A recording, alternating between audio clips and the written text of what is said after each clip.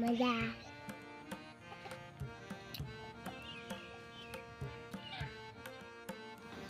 আসসালামু আলাইকুম। দেশি মুরগির খামারে আপনাদেরকে স্বাগতম। সকালে চলে আসলাম খামারের ভিতরে। তো মুরগিগুলা ছেড়ে দেওয়া হয়েছে। এখন ছেড়ে দেওয়ার পরে এই মুরগিকে দিছি ধান আর ডিপ টিউবওয়েলের ফ্রেশ পানি দিছি খাওয়ার জন্য। এখন খাওয়ার পরে এগুলা এখন ঘোরাফেরা করতেছে খামারের ভিতরেই। তো প্রতিদিন মুরগিগুলা কিন্তু এভাবেই ঘুরে ফিরে এই খামারের ভিতরে খায়। তো মুরগি ছেড়ে পালন করলে হয় কি, মুরগি রোগ মুক্ত থাকে। পোক জোক এগুলা যে খায়, তো এগুলা খাওয়ার পরে এদের ইমিউনিটি সিস্টেম খুব স্ট্রং হয়, রোগ প্রতিরোধ ক্ষমতা বাড়ে। আর যারা বন্দি অবস্থায় মুরগি পালন করেন, তো এরা কিন্তু পোক জোক এগুলা খাইতে পারে না। তো এই জন্য মুরগি অতি দ্রুত রোগে আক্রান্ত হয়। তো এই জন্য আর কি আমি প্ল্যান নিছি যে আমি ছেড়ে মুরগিগুলো পালন করব। ছেড়ে মুরগি পালন করলে এই একটা সুবিধা আছে। তো অলরেডি আজকে সকালবেলা আমাদের এই দিকে আর কি বিয়ের উদযাপন চলতেছে এক বাড়িতে। তো আজকে সকালবেলা একজনের কাছে বিক্রি করে ফেলাইছি মুরগি। 3000 টাকার মুরগি বিক্রি করে ফেলাইছি 6টা। তো আরও একবার মুরগি বিক্রি করছি খামারে। এই দুইবার টোটাল খামারে মুরগি বিক্রি করলাম। আর কয়েকবার নিয়েছি বাজারে, চাঁদপুর বাবুরহাট বাজারে নিয়েছিলাম। তো আলহামদুলিল্লাহ, আমি কখনো ভাবতেও পারি না যে আমি মুরগি পালন করে বিক্রি করতে পারবো। সর্বপ্রথম আমি এখানে কাজ করতাম আর কি এটার ভিতরে। যেমন কাজ বলতে, এই জমিনটা দেখেন, এটা হচ্ছে নিচু জমি। যে আমি হাত দিয়ে যে এটা দেখাইতে আছি, তো আমি যেখানে অলরেডি দাঁড়িয়ে আছি এটাও কিন্তু নিচু জমি ছিল। তো আমি কিন্তু এই জমিনটা ভরাট করতাম, ঠিক আছে, প্রতিদিন। তো এটা আমি ভরাট করছি ওই যে আরবানাটা দিয়ে। করার পরে হঠাৎ করে আমার মাথায় একটা প্ল্যান আসছে যে আমি যেহেতু এখানেই সারাদিন থাকি, তো আমি পাশাপাশি কিছু মুরগি পালন করি, ঠিক আছে। পরে আমি এইভাবে আর কি মুরগি স্টার্ট করলাম। তা আমাকে কিন্তু কেউ বলে নাই। তো আমি অলরেডি টোটাল প্রথমে আমার ধারণা আমি যে 4-5টা মুরগি দিয়ে আমি শুরু করছি। পরে ওইখান থেকে বাচ্চা ফুটাইছি। ফুটানোর পরে আস্তে আস্তে এখন এ খামারে 100-র উপরে এখন আছে আলহামদুলিল্লাহ। কিন্তু প্রতিদিন ডিম পাওয়া যায়, 8-10টা ডিম পাওয়া যায়। তো সব মিলিয়ে আলহামদুলিল্লাহ ভালোই আছে। তো আমি মনে করি যারা অন্য অন্য জাত নিয়ে কাজ করেন, যেমন টাইগার, ব্রয়লার, লেয়ার, মিশরি, ফার্মি, এক একজনে এক একটার ভিতরে ইন্টারেস্ট পাইছেন। কিন্তু আমি ওগুলাতে পুরা লস পাইছি। ওগুলাতে আমি বুঝি না, আমার অনেক টাকা লস হয়েছে। তো আমি এই জন্য দেশি মুরগি পালন করি। দেশি মুরগি ছেড়ে দিলে এগুলা সারাদিন এভাবে চেটে পোক জোক ঘাস লতা পাতা এগুলা খায়। আর হচ্ছে ওদের দানাদার খাবার কম লাগে। এই জন্যই আর কি আমার কাছে দেশি মুরগিটাই আমি চয়েস করে নিছি। সর্বশেষ আমি এটাই পালন করব। তো আমি দেখছি যে অনেক মানুষ লস খাইছে টাইগার মুরগি পালন করে। লাস্টে ঘরের যে টিন ছিল, টিনগুলো বিক্রি করে ফেলাইছে, পুরা খামারে বিক্রি করে ফেলাইছে। ঠিক আছে, এই জন্য ব্যয়বহুল খরচ ওই সব মুরগি পালন করলে। আর এই যে, আর আমি যদিও খামারের থেকে কোথাও যাই, তাহলে আমার খামারের ভিতরে পানি দেওয়া আছে। যেমন পানির জন্য এই যে পানি আছে, আধার দেওয়া আছে ধান। আমি যদি সারাদিন নাও থাকি, তো আমি না থাকলেও কিন্তু ওরা খামারের ভিতরে উঠে বসে থাকে। তো আমার আর কোনো টেনশন নাই, একদম খামারের উপরে উঠে বসে থাকবে আমি না থাকলেও। তো ঝড় বৃষ্টি যাই হোক, এই একটা ভালো দিক দেখছি দেশি মুরগির। তো আজকে আমি যে দেশি মুরগি বিক্রি করছি, তো এই যে এখানে কিছু, এই যে 3000 টাকা আজকে এগুলা বিক্রি করলাম। তো বেকার থাকার চাইতে আমি মনে করি এভাবে কিছু একটা করাই ভালো। যারা বেকার ঘোরাফেরা করেন, দোকানের ধারে বইয়া আড্ডা দেন, আর হচ্ছে খুদে ফালতু সময় ব্যয় করেন, তারা এভাবে যে কোনো একটা খামার স্টার্ট করতে পারেন। কারণ হচ্ছে বেকার মানুষের কোনো দাম নাই এই দুনিয়াতে। টাকা না থাকলে মানুষের কোনো মূল্য নাই। নেতার পিছনে ঘুরে কোনো লাভ নাই। ঠিক আছে, কোনো নেতার পিছনে ঘুরবেন আপনি, সারাদিন ঘোরাঘুরি করবেন, আপনার মূল্যবান সময় নষ্ট করবেন, কোনো লাভ নাই। তো যারা খামার স্টার্ট করতে চাচ্ছেন, তারা শুরু করে দেন 4-5টা দিয়ে। বা যারা ছাগল পালন করতে ইচ্ছুক, তারা ছাগল নিয়ে কাজ করতে পারেন। যার যেটার উপরে অভিজ্ঞতা আছে, আমি মনে করি সে ওটা নিয়েই শুরু করা ভালো। বাণিজ্যিক আকারে খামার শুরু করতে হলে বাড়ির ভিতরে হবে না, একদম ভরা বাড়ির ভিতরে হবে না, চরের পাশে খেতে খোলামেলা জায়গায় চারপাশে গ্রাউ দিবেন। দেওয়ার পরে 5 শতক বা 10 শতক জমির ভিতরে স্টার্ট করবেন। প্রয়োজনে জায়গা না থাকলে লিজ নেবেন, লিজ নিয়ে গরু, ছাগল, হাঁস, মুরগি এগুলো সব পালন করবেন। এমন একটা জায়গা সিলেক্ট করবেন যেদিকে চর এলাকা, গরু ছাগল পালন করলে যেহেতু ঘাস কেটে ওখান থেকে এনে গরুকে খাওয়ানো যায়, তো এরকম জায়গা সিলেক্ট করবেন।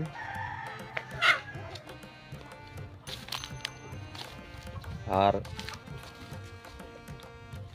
গবাদি পশু, অ্যানিম্যাল এগুলা পালন করলে আমি দেখছি লস নাই। যেমন এগুলাকে সুন্দর মতো টেক কেয়ার করলে, আপনি যদি এগুলার পিছনে শ্রম দেন, তাহলে কিন্তু সফল হবেন। পরিশ্রম কখনোই মানুষকে ফাঁকি দেয় না।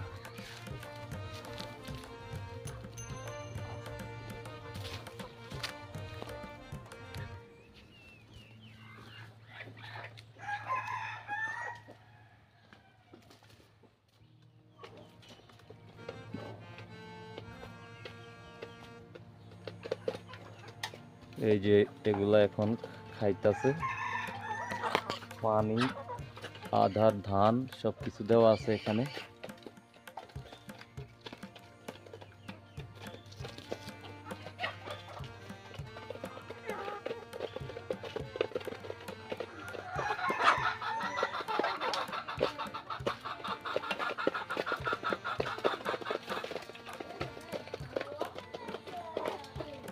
আর এই যে এদিকে ডিম পাড়ার জন্য একটা জায়গা করে দিচ্ছি ওদেরকে।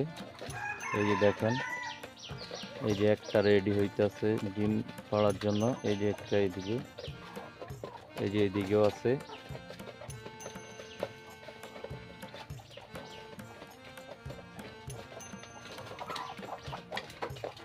ওই যে এখানেও আছে। আর এইদিকে এটার উপরে আমি কিছু হাঁসের ডিম দিছিলাম, চীনা হাঁসের ডিম। তো কালকে দেখছি অলরেডি 4টা ফুটছে, তো আজকে এখনো দেখি নাই।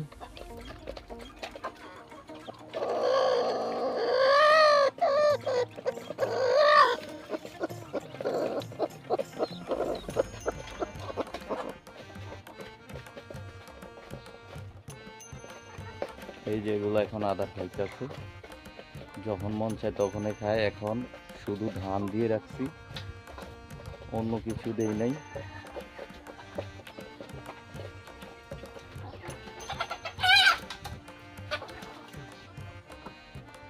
আর ফার্মের একদম পাশে আছে নারকেল গাছ, এটার ভিতরে ফুল করছে।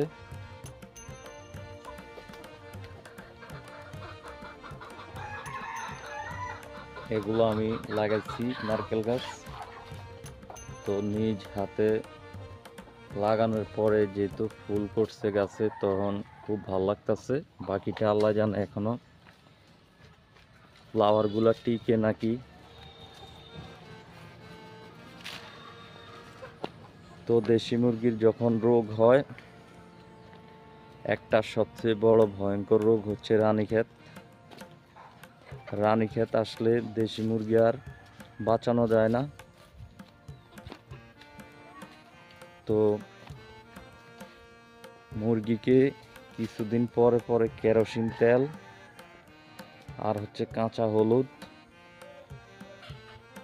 এগুলা আর দানাদার আদারের সাথে মিক্স করে খাওয়াইলে রানীক্ষেত বা গাম্বুরও কোনো রোগ হয় না। তো আমি দেখছি 1 বছর আমি অলরেডি এগুলা পালতাছি, আলহামদুলিল্লাহ আমি যেভাবে পালতাছি কোনো রোগ এবং কি কোনো সমস্যাই আমি দেখি না। কারণ ওরা হচ্ছে যা চাইতেছে যখন তাই পাইতেছে, কারণ পানি আছে, ফ্রেশ পানি। আমি প্রতিদিন ঢিপের পানি, একদম পরিষ্কার ঢিপের পানি আমি ওদেরকে দেই, ফ্রেশ। আর হচ্ছে যে ধান দিতাছি, ভাত হয়তো এক টাইম দুপুরে মাঝে মধ্যে দেই, একটা হোটেল থেকে আমাকে ভাত আর কি এখানে দিয়ে যায়, হোটেলের ওয়েস্ট যেগুলা ভাত, এগুলো আর কি দুপুরে দেই।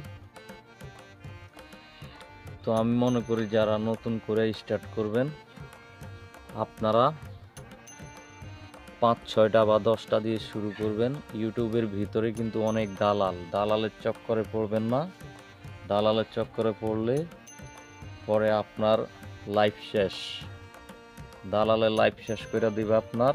একটা প্ল্যান আপনাকে বুদ্ধি দিবে, বড় একটা 2000-3000 স্কোয়ার ফিটের একটা ঘর বানান, তারপরে ঘর করতে 5-6 লাখ টাকা যাইবে।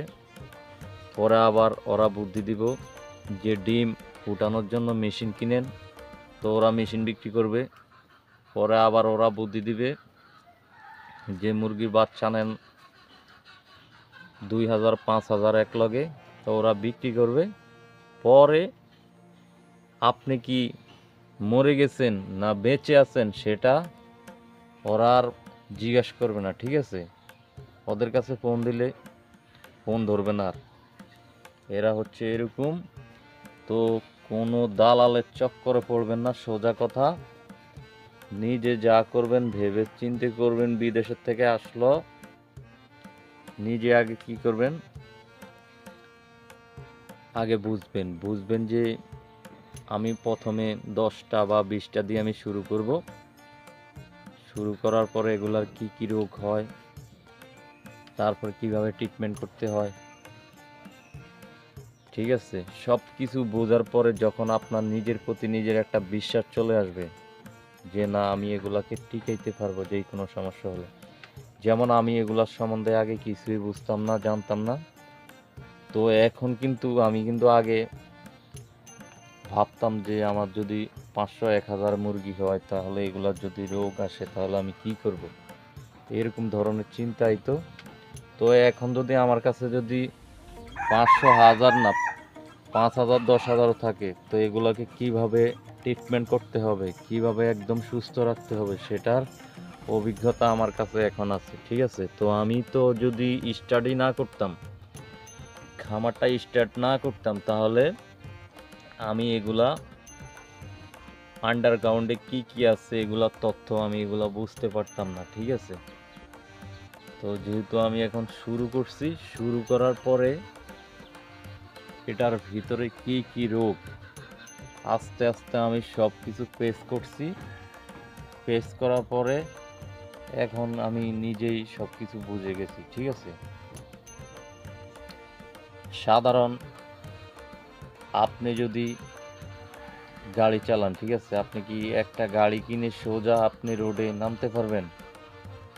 কখনোই সম্ভব না, রোডে নামতে পারবেন না। তো আপনাকে আগে ড্রাইভিং শিখতে হবে।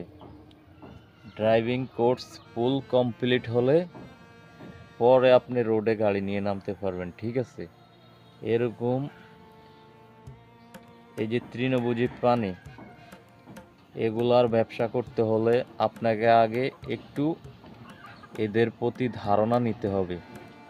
এরা কি খায়, কি খাওয়ালে রোগ মুক্ত রাখা যায়, কিভাবে রাখতে হবে, তারপরে এগুলার সমস্ত নিয়ম কানুন আপনাকে বুঝতে হবে। পরে আপনি বাণিজ্যিক আকারে স্টার্ট করতে পারবেন। এখন আপনি যদি শুরুতেই আপনি বাণিজ্যিক আকারে স্টার্ট করেন, তাহলে তো আপনি লাইফ শেষ হয়ে যাবে। পরে আপনার খামার টিকাইতে পারবেন না। খামারে বড় ধরনের একটা দুর্যোগ চলে আসলে তখন আপনি কিন্তু একদম হতাশ হয়ে পড়বেন যে আমি কি করব এখন, কিভাবে এগুলাকে ট্রিটমেন্ট করব। কারণ আমি তো নিজে বুঝি না। আপনার নিজের কারো ভরসায় কখনো কোনো কিছুই করা সম্ভব না। যেমন আপনি নিজের ভরসায় নিজে করতে হবে, যে আমি আরেকজনের ভরসায় উনি সমস্যা হলে, রোগ হলে উনি আইসা ট্রিটমেন্ট করবে, এটা হচ্ছে ভুল। মানুষের ভরসায় কোনো কিছু করলে সেটা একদম ভাড়া ভাতে ছাই দিলে যেমন হয় তেমন হয়ে যাবে। ঠিক আছে, তো আপনি মানুষের ভরসায় কিছু না, নিজে আগে একটা এক্সপিরিয়েন্স নেবেন। এক্সপিরিয়েন্স নেওয়ার পরে যখন দেখবেন যে না, আমি নিজেকে নিজে এখন নিজের প্রতি একটা বিশ্বাস আছে, আমার খামারে যদি কোনো রকমের দুর্যোগ আসে তাহলে আমি কি করতে পারবো, এগুলাকে ট্রিটমেন্ট করতে পারবো। তো এরকম হইলে আপনারা শুরু করতে পারেন, না হলে শুরু করার দরকার নাই। খুদেই